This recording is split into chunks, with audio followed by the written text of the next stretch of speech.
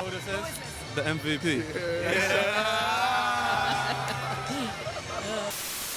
I'm gonna keep it a buck. A lot of people aren't gonna like this video, whether it's SGA haters, Nuggets fans, Nikola Jokic fans, people who thought he should have won MVP. But this is why the NBA got the MVP award right this year, with Shai Gilgeous-Alexander winning his first MVP award, being the first player since Michael Jordan in 1988 and 1991 to average at least 30 points, 5 rebounds, 5 assists, 1.5 steals, and 1 block in a season. He's the third player in franchise history for the Oklahoma City Thunder to win MVP after Kevin Durant and Russell Westbrook. And a lot of people call him the free throw merchant, which I can see. But let's be honest, guys, the greatest players in the league and in history got to the free throw line a lot. I don't have to talk about when James Harden was at his peak. He got to the free throw line a lot. Joel Embiid as well too. Everyone knows Michael Jordan. I mean, every single player cries for calls too as well. And I'm not gonna lie, he does foul bait at times, but a lot of people foul bait too. This isn't too much gonna correspond with what's going on in the Western Conference Finals right now and the eventual NBA Finals, even though I do have the Thunder winning in 6 against the Timberwolves, but y'all can revisit this later and make me a meme if I'm wrong. But I just think that Shai, he deserved the MVP, and a lot of people could have made the argument that he should have won the MVP last year. He averaged 30 points, 6 assists, and 5 rebounds last season, and the Thunder were the first seed. And we know that they lost in the second round and things of that nature too. So a lot of people were kind of on fraudulent alert for them this season, no matter how well they did. But they did almost win 70 games. They went 68-14 in this regular season this year. Went to a thrilling Game 7 against the Denver Nuggets, where they ended up dominating. And in the postseason, they're trying to change the narrative right now, and they have all the momentum to do so, especially after that Game 1 win against the Timberwolves. But this season, he even played better this year. And I know a lot of people are going to talk about, like I mentioned, him being a quote-unquote free throw merchant. But if you look at the stats in terms of his regular season play and also the amount of 30-point games he's had, but not only 30-point games, 40-point games, and 50-point games, it kind of makes it hard to debate in my opinion. This season, he's averaged 33 points per game in the regular season, along with 5 rebounds and 6 assists, shooting nearly 52% from the field.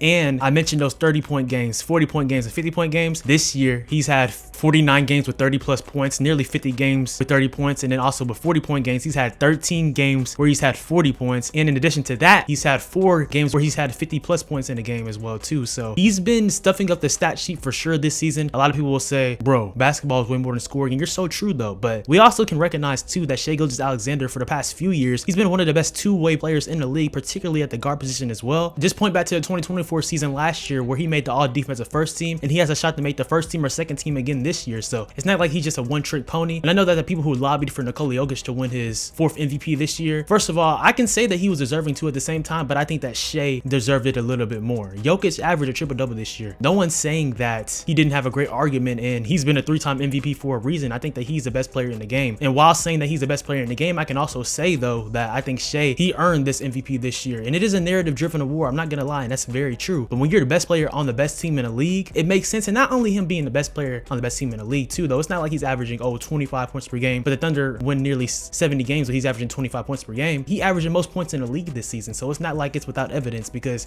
if you take Shai off of this team, yes, this could be a solid team, but let's be real, they could maybe be a playing team. I think that they will probably be out of the playoffs without Shai Gilgeous-Alexander. A lot of people will talk about the players on this team like a Jalen Williams, like a Chet Holmgren, like a Alex Caruso, who's been integral this year, Isaiah Hardenstein, Isaiah Joe, Kason Wallace, Lou Dort, Aaron Wiggins. I know they have a lot of great weapons offensively and defensively. That's why they have one of the highest offensive ratings and defensive ratings this year in the league. But it's not without coincidence that Shai is the biggest part to why this team is doing so great, and why he's changing the narrative not only for this Thunder team to really be viewed as contenders in a current NBA where there has been no repeat champions since the Golden State Warriors back in 2017 and 2018. It's a new era for this Thunder team that maybe have a mark on trying to do that. And of course they have to win first this year, but I think SGA is the head catalyst of this team, and that there's no doubt that he earned MVP this year. With that being said though, guys, before we get further into this SGA MVP video, make sure you hit the like button and subscribe and turn on post notifications. You know we post about here videos about the NBA, NFL, Marvel, DC, pop culture, all things of that nature. Follow me on Instagram and Twitter at SwaggyRuss, at TikTok also at SwaggyRuss02 for cooking videos, shorts, reels, all things of that nature. With that being said, let's talk about why the NBA got the MVP award right. So I know probably what some of y'all may be thinking, oh, this guy's making this video just because they beat the Nuggets in 7 games and he thought that determined who the MVP would be. No, and y'all all know that the MVP was concluded after the regular season ended. But if you do want to talk about the series though, SGA essentially averaged 30 points per game, nearly 7 assists and 6 rebounds in that series. But that's not even why I say that he deserves the award though. I brought up the point about being the best player on the best team, and this team, they were the first seed last year, 57-25 record, and this season all they did was get 11 wins better, adding players like Alex Caruso, Isaiah Hardenstein. And yeah, SGA, he definitely has a lot of pieces around him, but what MVP hasn't? And even when you talk about the years that Nikola Jokic won the MVP back in 2021 and 22 and last year, he's had some people around him. Now obviously it's a little bit different there because he carries a lot of the load, and And I say SGA, he carries a lot of the load in OKC, but it's in different ways. He carries a scoring load. He hangs his hat on defense. No, not necessarily is he dropping triple doubles every game and things like that, which you can say that is definitely a sign of being more complete. Maybe, yes, I definitely agree with Nikola Jokic being more complete than SGA. And I said it, I think Nikola Jokic is still the best player in the game this year,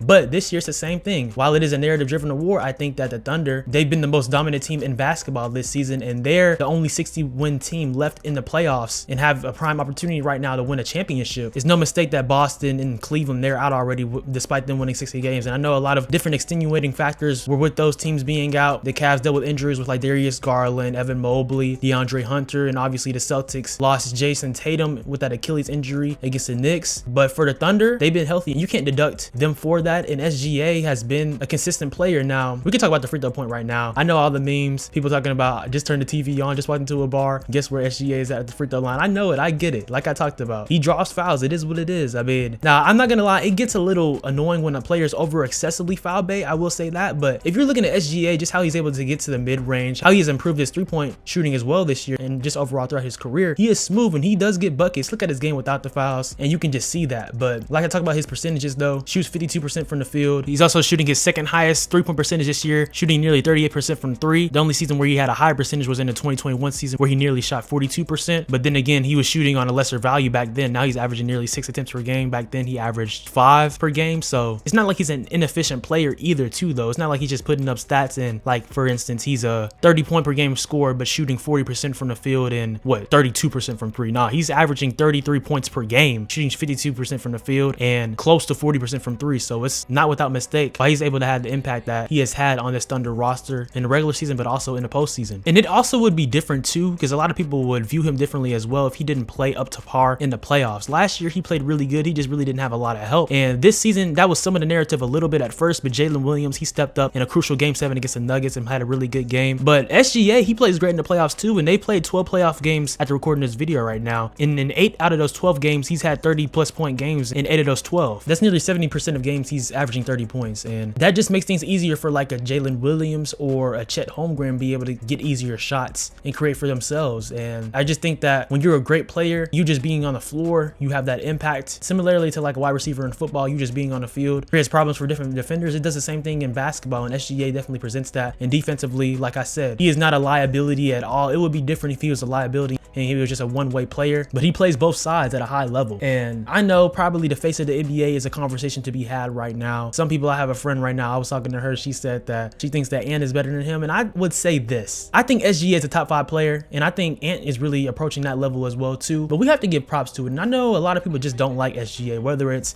the quote-unquote aura that he has, or people think that he aura farms or things of that nature and stuff like that too. Regardless of swag off the court, how he plays on the court, free throws, getting to the line too, can we all acknowledge that he's a really good basketball player? I mean, that's just the facts of it. And I think we can acknowledge how great he's gotten throughout his career, because really up until the 22-23 season, we saw him as a solid player, probably like a potential all-star max type of player, like a second option on the team. This year particularly, we're seeing that, hey, by the end of this playoffs, he probably will be, if they do, the biggest reason why the Thunder win the championship. Because let's look at his stats from his first year in 2018-19, and obviously he was on the Clippers, but he showed great flashes then, and you can't really blame the Thunder for making that trade because Kawhi really forced his hand to have Paul George be traded there. But hindsight looking at it, obviously that was a terrible trade. But he went from 11 points per game in his first season, 19 in the second year when Chris Paul was on the Thunder with him, then 24 points per game in 2022 averaged 24.5, and then this is where the jump, like I just said, in 22-23, averaging essentially 31.5 points per game. Then last year 30 points per game, and this year 33. So he's continuing to grow each and every season. It's no coincidence, it's no mistake. It's not without reason that he has won the 2025 MVP award, and this could be the first of multiple for sure, because I mentioned it in my previous video, which I should definitely check out, while I talked about essentially why this NBA playoffs have been even better than expected. This Thunder team is returning all 15 of their players on the roster next season too. We know they have a lot of young players, but this team is going nowhere, and really the core of this team too, they might be around for years to come. We all know that it's going to be hard with a second apron to keep a lot of players around, but this Oklahoma City team, where it's in a small market, where they haven't traded for superstars or things like that, they built the team from the draft within and also added role players like Isaiah Hartenstein and Alex Caruso. They're doing things the right way, and I think that SGA, he has been the epitome of what you want a superstar to be in Oklahoma City, and I think that rightfully so, he is a 2025 MVP, and it's really just the beginning for him. So yeah guys, I know, highly controversial video. video, a lot of people will probably disagree with this stance, but a lot of people will agree as well too, especially if you know ball, in my opinion.